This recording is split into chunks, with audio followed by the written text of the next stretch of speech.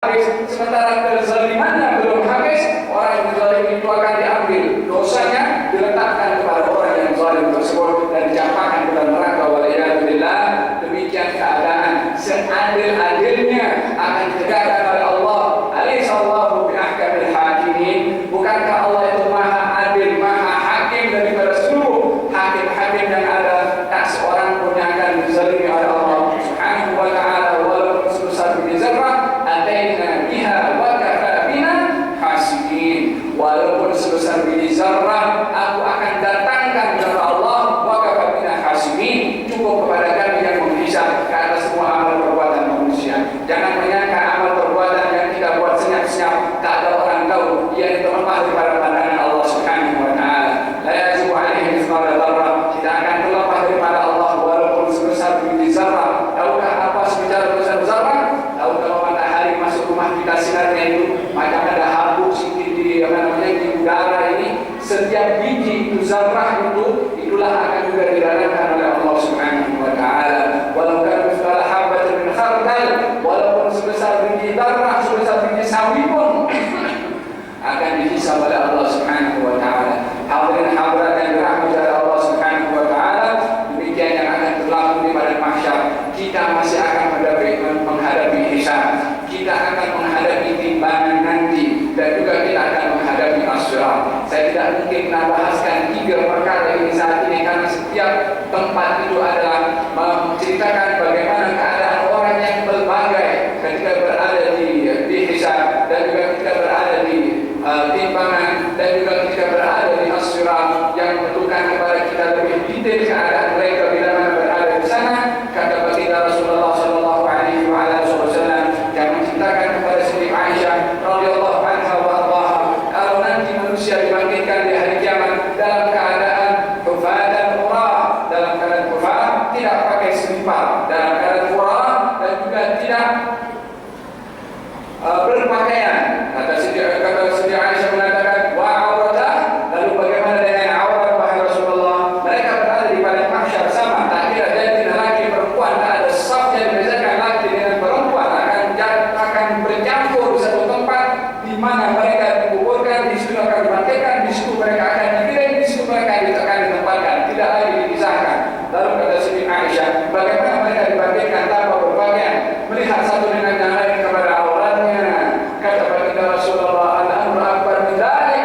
Keadaan pada waktu itu adalah lebih menakutkan daripada seorang membayangkan tentang aurat orang lain yang boleh menimbulkan syahwat. Tak terlintas pun untuk menimbulkan syahwat karena keadaan yang begitu genting. Bagaimana akan timbul syahwat matahari berada di atas? Bagaimana akan timbul syahwat sementara keringat muncul daripada tubuh badannya?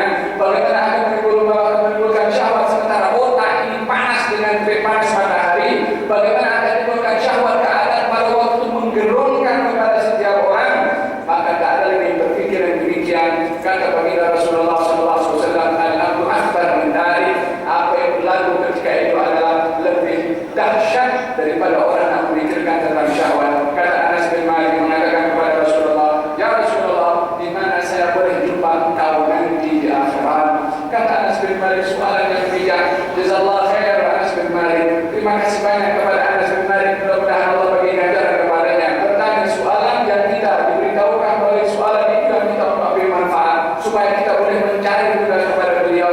Sebab Anas bin Malik juga bertanya kepada Rasulullah untuk cari beliau, dan bukan untuk mencari beliau di dunia, karena beliau bersama dengan Rasulullah ketika sebulan daripada kecil lagi bersama dengan Rasulullah, tapi tidak mau berpisah daripada Rasulullah walaupun di akhirat, di mana berbilion manusia akan berada, bermula daripada makhluk yang terdahulu dan yang akan datang, di mana nak mencari sekian ramai orang itu untuk berkumpul di situ padang. Kita kalau berada di situ masjid ini penuh, nak cari satu dengan yang lain, buka pintu depan situ, tunggu satu keluar baru kita akan jumpa. Kalau berada di padang bola sepak, kalau penuh lagi susah kita akan jumpa. Begitu telepon, dipakai rumah saja, sebab susah nak berjumpa. Semakin lebar ke tempat, semakin susah. Bagaimana agaknya kita melimpahkan kepada masyarakat? Bukan ribu, bukan ratus ribu, bukan juta, tapi berbilion manusia akan berada di satu padang. Nak cari siapa pada ketika itu? Bukan nanti ada signboard atau tanda Malaysia berada sebelah sini daripada kurun. Kita berkata Malaysia sudah berapa generasi, sudah berapa tertunda daripada generasi yang terdahulu sampai sekarang susah untuk mendapatkan. Kata baginda Rasulullah, ditanya oleh Anas bin Malik, membayangkan keadaan pada waktu itu yang susah nak jumpa satu dengan yang lain. Anas bin Malik mencari stasiun mana yang nanti ada di situ untuk Anas bin Malik boleh cari. Ya Rasulullah, aina ajidu? Wahai Rasulullah, di akhirat nanti di mana saya boleh jumpa dengan engkau? Di mana saya boleh cari kepada engkau? Jawabannya adalah kepada Anas dan juga kepada kita supaya kita mencari. Anas bin Malik nak cari. Anas, apa yang kurang kepada engkau? Khidmat kepada Rasulullah 10 tahun. Rasulullah meninggal dunia dalam keadaan riba kepada engkau. Banyak anugerah yang telah engkau dapat daripada Rasulullah. Buat apa nak cari Rasulullah?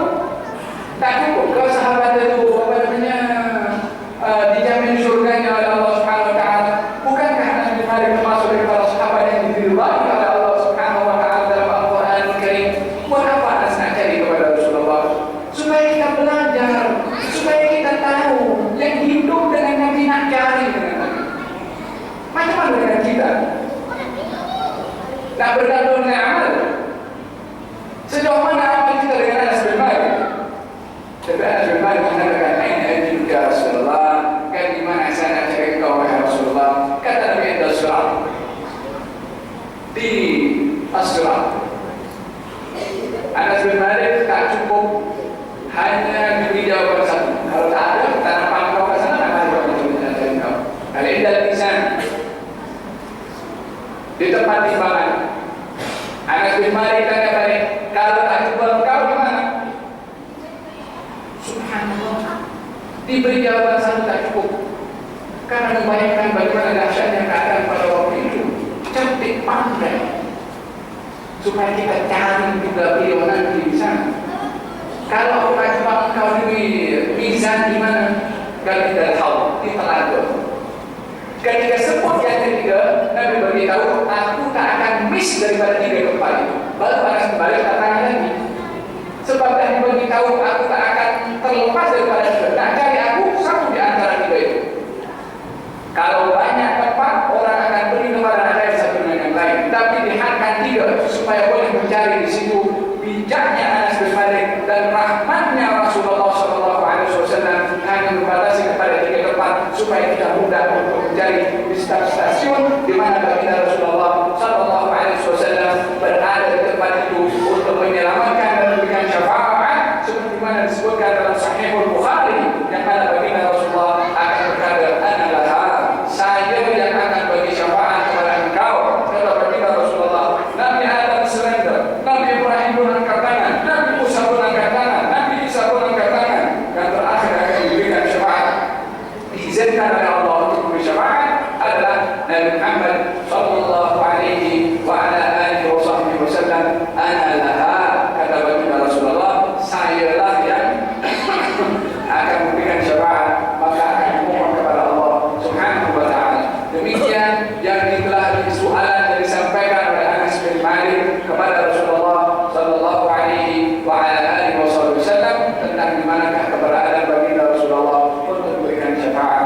Semoga Allah Subhanahu wa taala memberikan kepada kita kesadaran di dalam hidup ini untuk memanfaatkan umur yang diberikan oleh Allah Subhanahu wa taala kepada kita untuk mempergunakannya untuk amalan yang terbaik dan diberikan keberkatan di dalam umur ini sehingga umur yang singkat ini akan menjadi sebab membawa kebahagiaan kepada kita pada umur yang tanpa sepadan nanti di akhirat. Dan moga-moga Allah Subhanahu wa taala menjadikan penghujung daripada umur kita, ahli keluarga kita husnul khatimah dalam keadaan mengucap la ilaha illallah Muhammadur Rasulullah.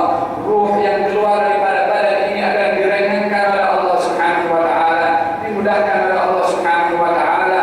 Semoga Allah Subhanahu wa taala merahmati kepada kita dengan keluarnya ruh ketika kita berjumpa dengan Allah adalah yang penuh kelemah sifat lemah lembut dan juga keindahan serta kerinduan untuk berjumpa dengan Allah Subhanahu wa taala. Dan moga Allah Subhanahu wa taala jadikan kubur kita adalah bahagian daripada taman-taman syurga, dan moga Allah Subhanahu wa taala sinari kubur kita dengan amal ibadah yang diterima oleh Allah Subhanahu wa taala, dan moga Allah Subhanahu wa taala menjadikan amal baik kita adalah umpama bayangan gambaran yang indah menemani kita selama kita berada di alam barzakh ketika berada dalam keadaan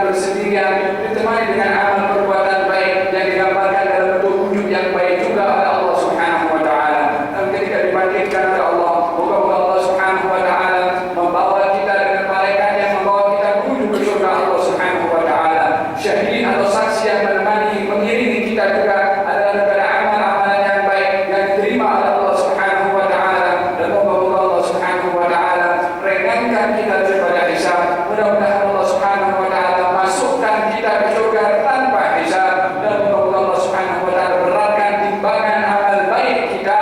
Dan moga Allah Subhanahu wa taala memperlihatkan kepada kita, kepada Rasulullah sallallahu alaihi wasallam untuk mendapatkan syafaat daripada beliau dan masuk surga bersama dengan kaum muslimin, bersama dengan para salihin. Amin Allahumma amin. Berikan anugerah kepada ahli keluarga kita juga, anak-anak kita dan keturunan kita serta kaum muslimin di timur dan di barat